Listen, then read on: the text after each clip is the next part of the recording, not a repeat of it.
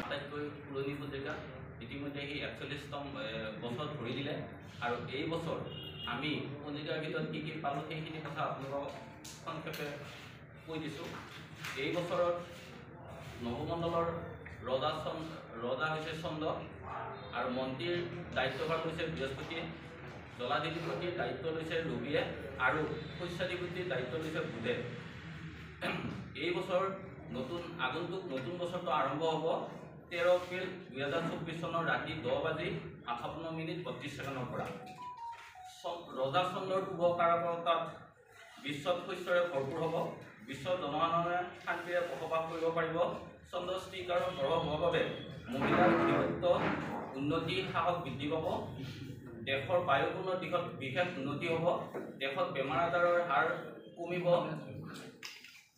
চৰকাৰে মহিলা আৰু শিশুৰ উন্নতিৰ বাবে বিশেষ পদক্ষেপ গ্ৰহণ কৰিব।